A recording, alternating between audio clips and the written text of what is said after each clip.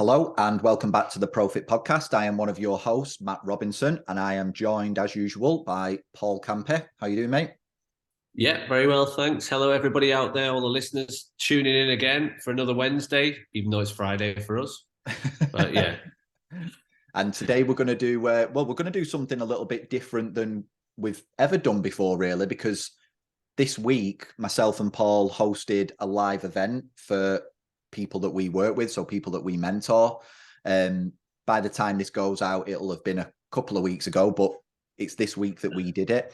And we thought that today would be good to sort of use this episode to reflect on some of the things that we did on the day and sort of why we taught those things, so that even if you weren't able to be there, you get a feel for the types of things that we go through. And then just give you an understanding as to why we think these things are important and why they're worth getting involved in. So we're going to unpack our live event today and hopefully share some of the lessons that we taught during that event as well, and give you some of that information. So that's the plan, isn't it, Paul? Yeah, and we had that couple of years break where live events were impossible, and or people did them on Zoom and things like that. But the value of them is massive. So once we'd done it this week, we wanted to really reflect back on it and think, what's useful to trainers to get involved in. If you're not in a mentoring group, or you're not getting mentored right now and you don't have access to this kind of stuff, start to think about how valuable it can be.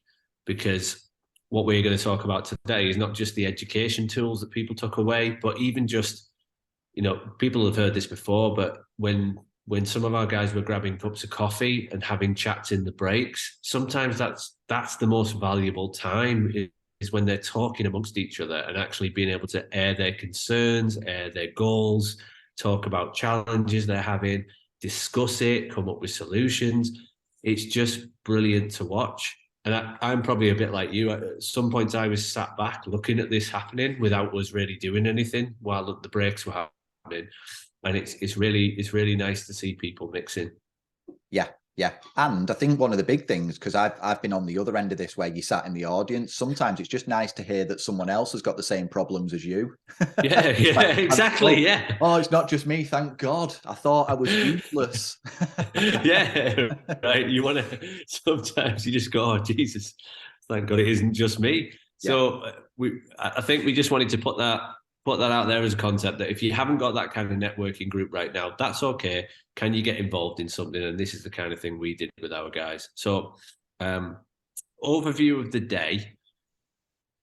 Some of the reasons why we put this on is 100% education is one thing. We want to try and put some new tools in for people to use. But the second element to that is networking as well, like being able to bring people together who've never met before, who build new relationships, new friendships.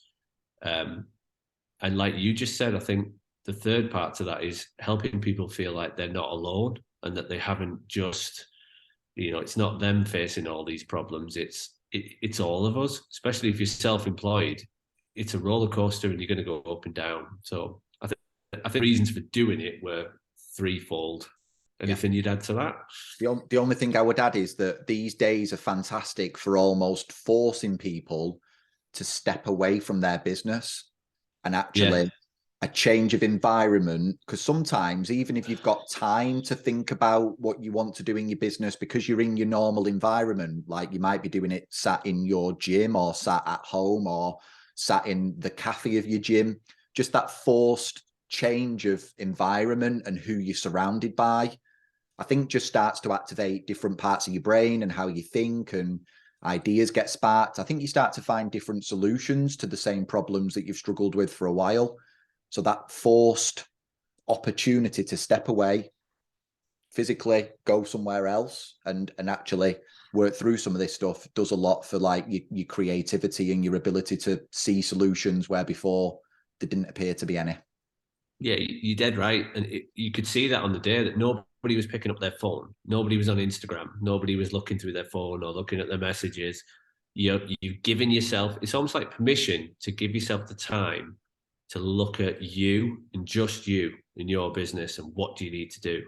Because otherwise, I think sometimes when you're on your own, maybe some people listening to this might relate, but sometimes when it's just you, you just become obsessed with you and what you need to do and what things you have to do and what tasks are next, instead of being able to step off and think, let's try and get a bit of a bird's eye view on it, and let's invite some other opinions into the conversation. And you could see that on the day we did. Nobody looked at their phone. Everybody was listening to everybody else. Everybody was there to almost a bit of relief, a couple of breaths to go, what, right, I'll just take a step back and assess things. That's really nice to see. Yeah. And we kicked off the day, didn't we? Just to give people context for how we sort of structured this. We kicked off the day with like a reflection and a review section. This is something we've talked about a lot on the podcast, yes. This idea of like reviewing and things like that. And I always think it's a nice way to start one of these events, because before you sort of go straight into the nitty-gritty of the education side of things and what we've got to teach you, it's nice to get a bit of perspective as to where you're actually at right now.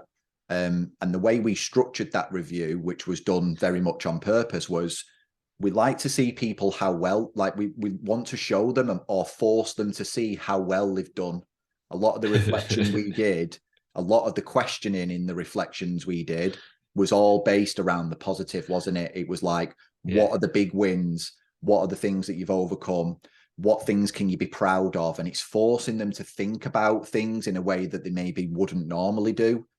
There was then the flip side of that. We did get people to be honest with themselves, but that again was the terminology we used. We talked about being honest with yourself. We didn't talk about what have you fucked up or what have you missed or what have you not done, you moron. Like, it's, if you were being honest with yourself, what else do you think you would be capable of doing, and how would you go about doing that? So we did the first hour on that, didn't we? We got everyone to see how far they come, exactly where they are, because a bit like a sat nav, it doesn't work. You can't get to a destination if you don't know where you are to start with. So that always helps. Yeah, and none of this was complicated. It sounds obvious. Some of the questions we were asking were things like, what were your biggest wins? But getting people to actually take the time, like take 5 minutes to write that down and write it down with a pen and a paper or an iPad and pencil, whatever you're using, but then share it as well. Like you said, we were not forcing people, but we were calling people out to say, well, give us a win. And just hearing it out loud is quite a big step for people. It's quite... it forces you to be honest, and it forces it to be empowering as well. So I think there's a lot of value in that, sharing it with people who sometimes you know them, sometimes you don't, but saying it out loud, it's a big step. Yeah, it's a big step. Yeah, or doing it in a safe environment, somewhere where you know it's okay to share and things like that. And the only other thing I'd add to that is that when we did do that review and reflection time, we did also make sure that it was heavily focused as well on like the personal side of things as well, like some of the personal things that you might have done, or anything that's outside of just being about business. Because again, we are, most people that we're helping are self-employed, they're individuals, they are the business, the person is the business, so the person has to be being taken care of in all of this, or the business doesn't work. So what are the other things that are happening and wins that you're noticing? And you know, they might be big things like people buying the first house. They might be smaller things, but it's great to still highlight those, because again, you set these things, I think I said this on the day, didn't I? You set some of these things as like big goals, and then once you've achieved them, they seemed like something really small and like almost irrelevant. Like, oh yeah, of course I bought a house. That was always the plan. And it's like, yeah, but that was a big goal 5 years ago. That was huge. That was out of reach. Yeah, it was a big deal. So that's a massive benefit to those types of days, is you do get to look back on that and think, do you know, how did I feel when I set that goal? Well, like you said, it's probably massive at the time. It probably felt quite scary, but now you've done it, you do have to remember to give yourself a pat on the back. And with the barriers, with the things where we ask people, where do you still need to get better? Where do you still need to improve? Or where have you been shortchanging yourself? A lot of them were personal. It was nothing to do with business. A lot of the people's challenges were things like protecting my own time, having my own personal boundaries, making sure I'm looking after myself, self-care, all those kinds of things. It wasn't like I need to make more money. it really wasn't. A lot of it was, if I look after myself, I'll help the business as a side effect. So I think it was good for people to hear that as well. Yeah, definitely. And then we went into what became a rather large chunk of education, Paul, wasn't it? Sort of spearheaded by you and the three key areas we went through. So should we dive into some of that? Yeah, we were just, before we hit record, we just said, if you're doing one of these, maybe if you're like a PT going into it, I think we covered a lot. We just said we covered a hell of a lot in a short space of time, and it's always the case. Anytime we've done a presentation or you've done one, you always end up with too much, don't you? There's always too much content there. So if you're a listener, a trainer, go into one of these things, what I would say is, even if 90% of it goes over your head, if you take away the 10% and you action it, brilliant, perfect. That's great. You've got what you needed. The 90% you either didn't understand or it just passed you by, you'll get it. You'll get it at some point. You'll hear it again. You'll come back to it. Don't worry if you go to something like this and you don't quite take it all in, because I think we did put a lot of content into the day, and just getting feedback from the guys on the day. I think everybody took something slightly different and some slightly different actions, and I think that's right. I don't know what you think about this, but when I ever went to a course, there was elements where it just passed me by. Like 50% of it, I was like, I don't even know what he's talking about. Sometimes it's a timing thing. It's the right information at the wrong time based on where you're at as a person. And I think that's why that reflection bit at the start helps, because I think what it potentially does is makes you more aware of what bit you're ready for next. Like, what type of information do I need next to take me to this next step? And that's what you can listen out for. You can hear that. But the other thing I would sort of make people aware of is that the reason we had so much content was we actually base these education days on what we've been asked to teach.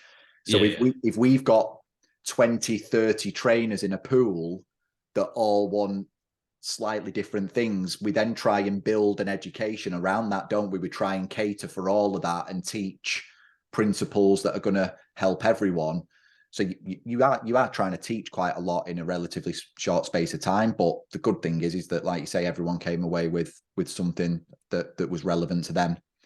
And it's just as a message to people listening to it, if you're at an education workshop or something like this, you'll take what's relevant to you. So we did a few different education topics, mainly around, like Matt said, what people have been asking us for recently. We did a big section around packaging, how you would package a product and deliver it in such a way that it isn't just one-on-one PT. It isn't just two-on-one PT, £30 an hour, £40 an hour, £50. It's too mundane. We help people see that if you're going to give people a product, you've got to package it in the correct way. So we went through some educational tools in that aspect. So things like thinking about who your market is, who you're targeting, what kind of message you're trying to send to them, and what media platforms you might need to be on in order to attract them as well. So we called that the 3 M's. And then in real quick, simple terms, what are you trying to teach them? So what's the curriculum? What's the coaching element to what you're doing? So how much contact do they have with you? And then maybe how you create a community around those people. So we call that the 3 C's. And that was something we got across as well in that part, was make it easy to understand. And that was part of our education delivery. Was we had the 3 M's and the 3 C's, and that was just about being able to simplify quite a complicated message so that the trainers could get it really quickly. And again, I don't know what your feedback's been, but a lot of people have said that was really easy to get and easy to understand. And then hopefully they take that into their own package delivery, and the clients find it easy to understand. Because some of this is about communication. It's not we deliver PT, we deliver a package that gets results. Yep. I think that is a big eye opener for a lot of people, because I think sometimes, especially when you've been doing been doing PT for a short while and selling it a certain way, you're almost like, how do I ever get out of just doing this? Like, I like, how do you just do more of this? And that's almost your limit to how you think about it. Like, the only way to grow is to do more of what I'm doing. And Yeah. the way you put that across, and what we went into in the next section, which was about scaling, which we'll come on to, I thought it sort of allowed people to look at it a bit differently and go, all right, so if I actually think about it the other way, it allows me to start thinking differently about what I offer and how I put that together, and maybe even what I can charge for that type of service and who it's for. Because the reality is that as you grow and as you scale your business, you are going to have to offer your service in different ways. You are going to have to package it differently. Not always necessarily just to be more expensive either. You might have to package it to be cheaper to hit a wider audience if that's right for your target. Yeah, that works. Yeah. So it works both ways. It's not just about always packaging it to force people to pay you more. It wasn't that at all, but it was about helping people see that it's not just, I'm a PT and I sell PT sessions for £40 an hour, and that's what I do. Yeah, that's it. It was, who do you serve? What's the message, and what's the best way to reach these people? And then what's the best package that's going to help those people on a as big or as small of a scale as you want to. We did point that out to people as well, is that it's not all about dominating the world. Maybe you just want to dominate a smaller market in your area that brings you a really good lifestyle and a really good income. There's nothing wrong with that. As long as you're doing a good job and you're living by your values, then you can earn a really good income and run a really successful business. It's just about defining it and understanding what it is you're trying to do, who are you trying to reach, what's the message you're trying to get to those people, and how do you reach more of them with the right package. So I think that was quite eye-opening for people. Yeah. And by the way, our audience on the day was people who were already successful, already kind of doing well. But even some of those guys were like, do you know, I might need to change my offering a little bit, or I might need to be a bit more specific with my marketing, which that's nice as well. Yeah. One of the things that I thought was great was when you were going through the media part, and we pulled up a chart, didn't we, about different social media platforms and things like that. But Paul very, very rightly pointed out, media isn't just online. Media is what you can do offline as well. And I saw a few people sat in the audience because Paul was talking, I was watching, and you saw a few people's faces go like, oh yeah, like that is still a thing. Like, that does exist, and it does still work. It's just about finding the right form of offline media for your audience once you know the messaging and who it's for, and that still is a thing. Well, I gave the example of this. As of this recording today, we're going into Waitrose, which is next door to the gym, tomorrow to do a tombola. Right? Anybody who, like, some of our younger listeners might not even know what a tombola is, but I guarantee you we'll get sales off that tomorrow. I cast iron guarantee you we will make sales from that. Studying a supermarket, the right type of supermarket without being too crude, but we'll attract the right type of people to come and talk to us, and then off the back of that, we'll give them some kind of offer, and then off the back of that, we'll probably bring them into the gym. Yeah, and that's sales. That's the way it works. So it's just finding the right places to be in front of the right people with the right message. Always remember that, whether it's online or offline, doesn't matter. Yeah. So that was that sort of first main section, wasn't it, that we went through in terms of packaging? Yeah, definitely. So we did a packaging section. Then we did something about growing and scaling, where depending on where people were at, this was kind of, some people were at this stage in our audience and some people weren't. But we talked about, well, what's the difference between growing a business and scaling a business? Growing would be that you are increasing the revenue or the turnover of the business, but you're also increasing the resource. So a simple example might be that you're currently doing 20 hours PT a week, and you do 30, and you increase the size of the business. Like, really simple. Scaling, which is a bit of a buzzword these days, is slightly different. You're creating a product that you're not increasing the amount of output, the resource, but you're increasing the amount of people who are buying it. And that's a really different thing. So we unpacked a bit of that and what the differences are, and maybe inviting people to have a look at their own business and think, what stage am I at? And also inviting people to say, if you're at the stage of where you're growing, that's cool. Don't worry about scaling. Don't look at what anybody else is doing. Just concentrate on what you're doing. If you increase by 10% every year, you're winning. Doesn't have to go, I've got a 10x in the next 6 months. It doesn't have to be like that. So we discussed a few topics around that. Yeah. And we gave some examples as well, didn't we, of like scaling. Like we mentioned that although it's not a business, like the podcast for us is an opportunity to scale, isn't it? Like we're scaling our message. Yeah. We record for an hour, but that hour can be listened to thousands of times. So it's almost like thousands upon thousands of hours of content listened to, but it only takes us 1 hour to do it in the first place. We're not having to have that conversation thousands of times. Exactly. That's a form of scale. If you were going to write a book, writing a book is scale. It's like scaling your impact, isn't it? Scaling what you can do, because you write it once and you sell it, hopefully, thousands of times. Well, yeah, it's obviously much more difficult than that. But so it's talking about, and we used one of my online examples as well, didn't we? Where I'd taken like an online service that I had, the Big Day Body Plan. It had gone from one-to-one coaching. It had also gone through like group coaching models as well. And then eventually I actually just turned it into a product whereby I knew exactly what that audience needed, and I knew what order they needed it in. And because I'd refined it down to being very specific, I could package it together in such a way that if you just bought it and followed the system, you would get the result without me needing to do anything with you, because it was all done for you. You just had to follow it. And that allowed me to scale in terms of sell something, but not have to coach any hours. And because of that, it also allowed me to hit a slightly different market, because as I mentioned earlier, it allowed me to charge it at a different price point. If I'm selling one-to-one coaching, I can't sell that product, like that 12-week product, for £50. Yeah, Exactly. Far too cheap. But if I'm going to package it in a different way, I can sell it at a different price point and hit a different market. Yeah, exactly.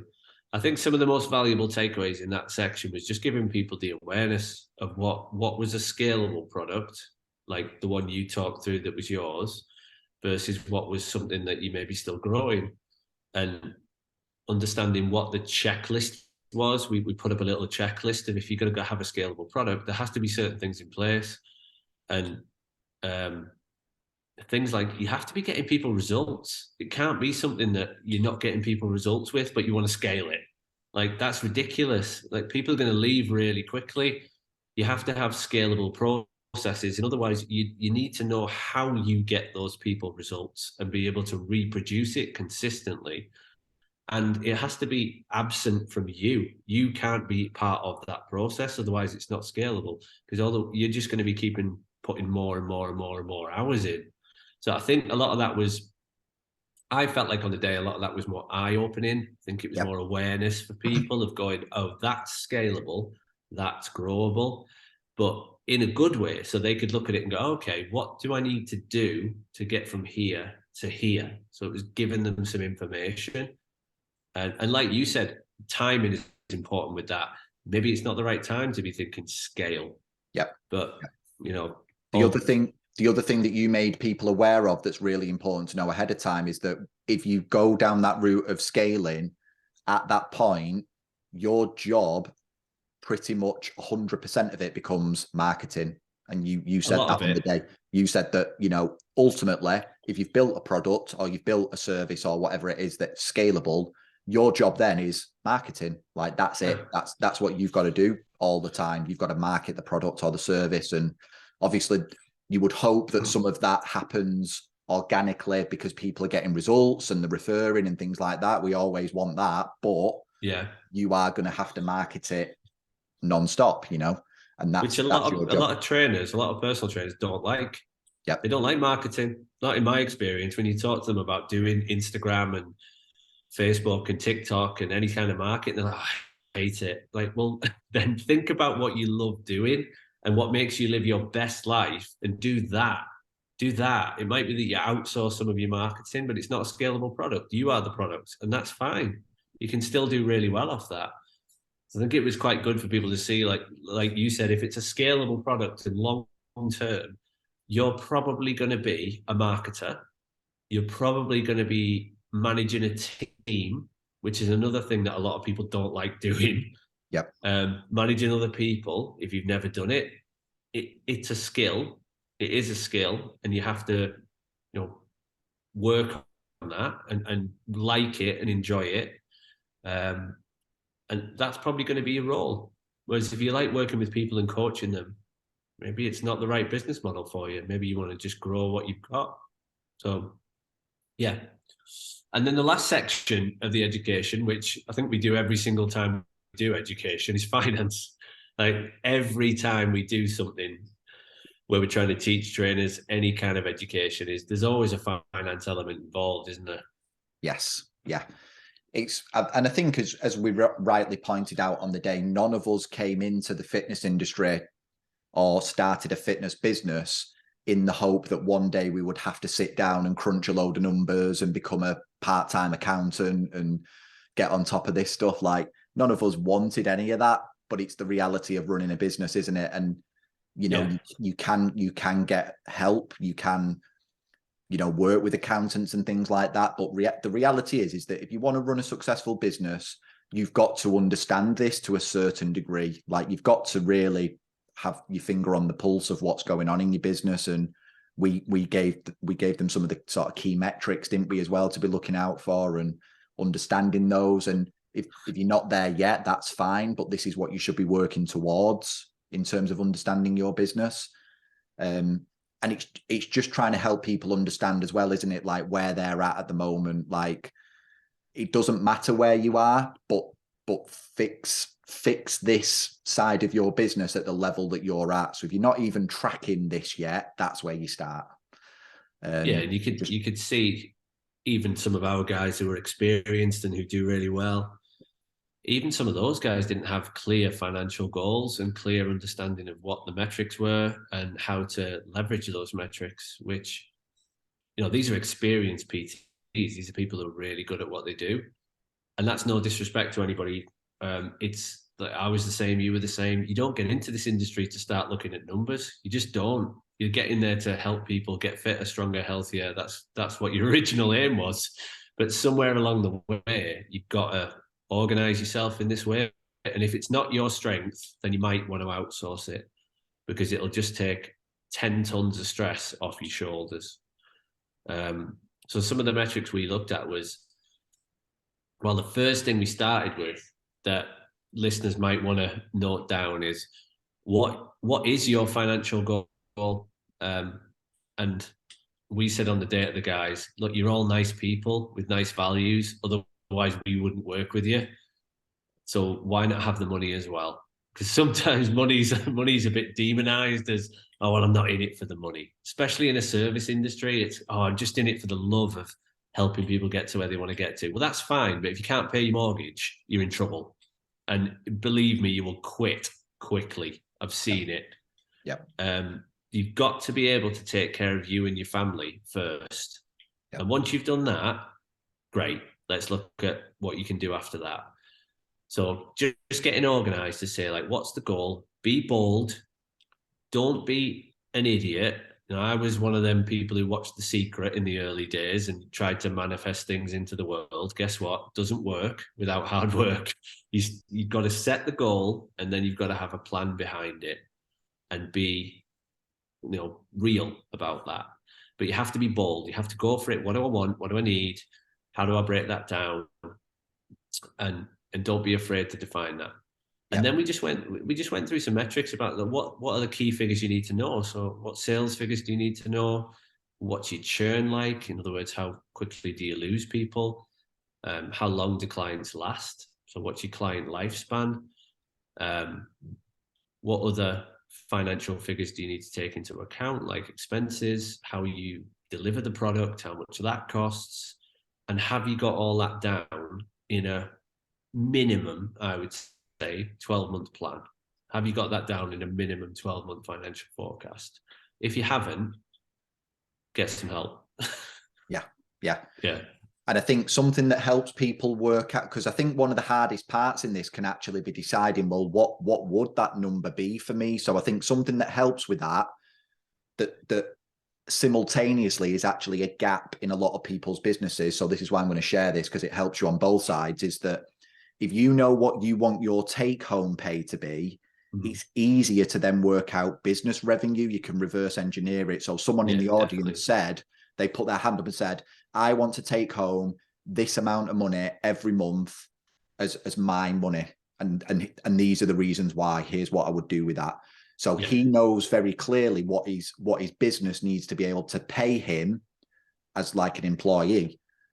We can then use that figure to go, right, well, if it needs to pay you this, and we know that these are the type of expenses it's got and tax and stuff like that, it's then easier to work out a revenue number for the business, isn't it? And you can sort of work out.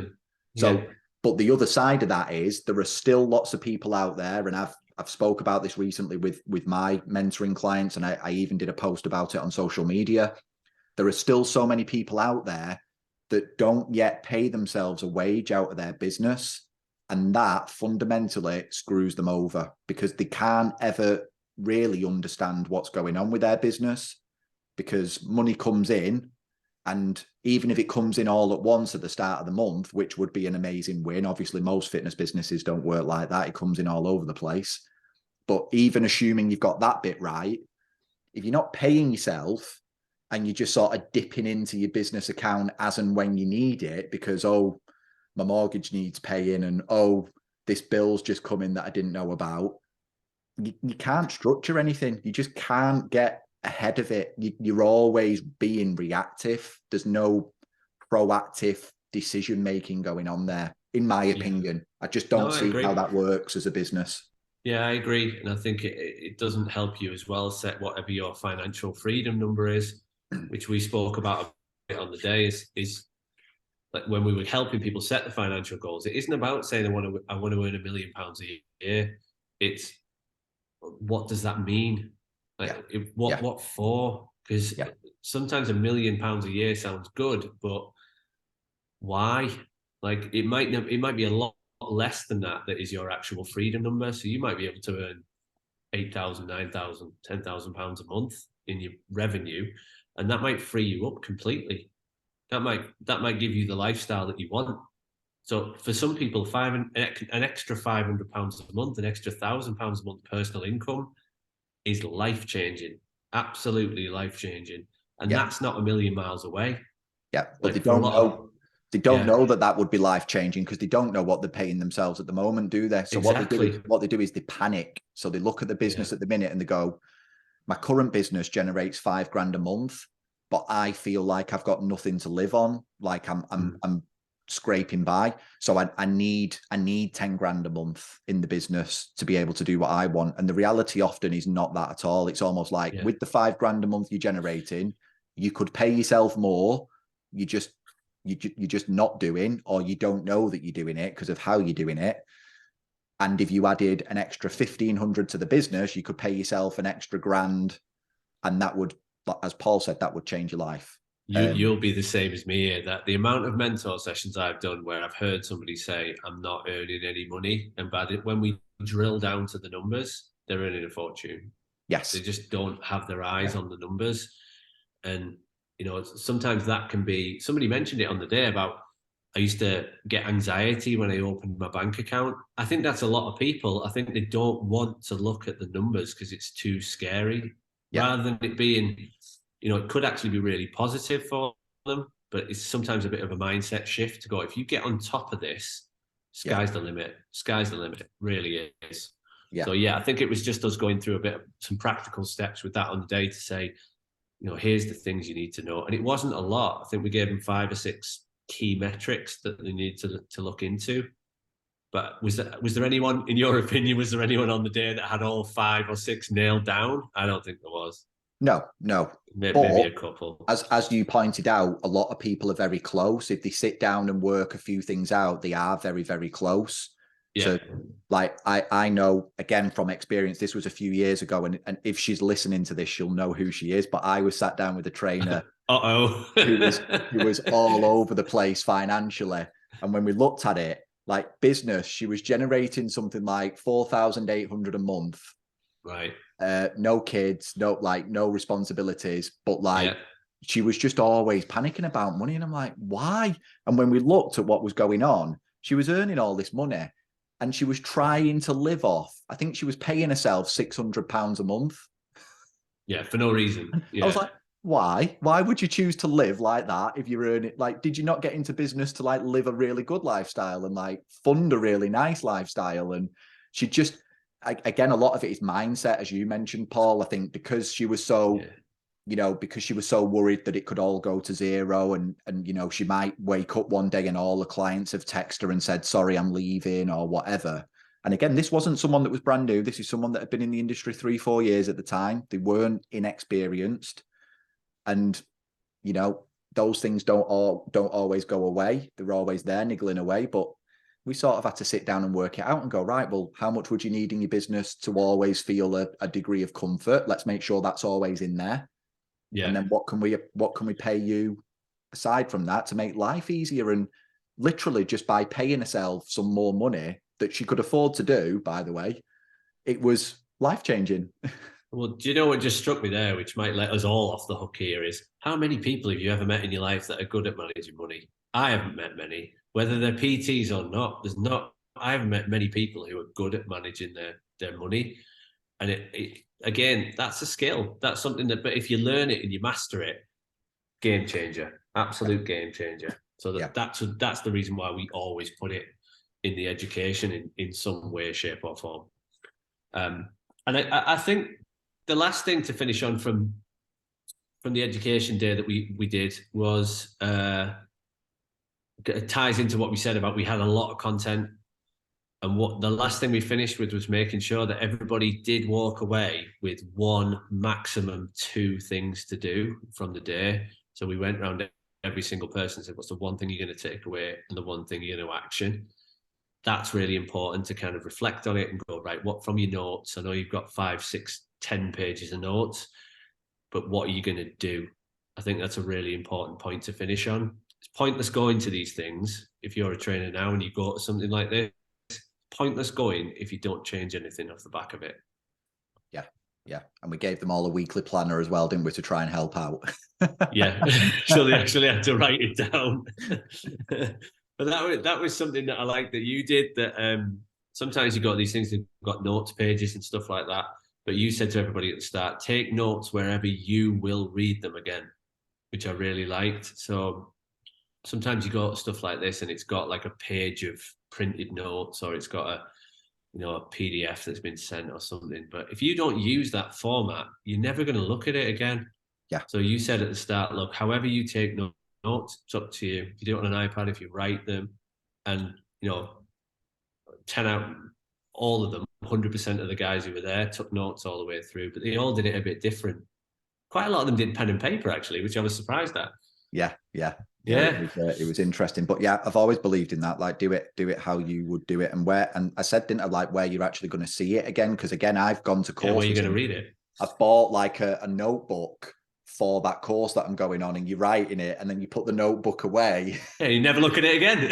I've done my course now, so I don't need the notebook, and it's just trying to find different ways, isn't it? But yeah, like Paul said, if you can write all the notes, but then just set 1 or 2 key actions. And again, you might need to do this off the back of listening to this episode today. There might be 1 or 2 things we've mentioned that spark an idea or spark a thought.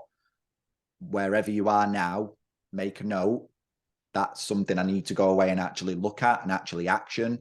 Or maybe even something you need to reach out and ask us about in terms of what did you mean by that? Or, we're here to answer any questions on that front. So that's a key thing, isn't it? Just go and action something.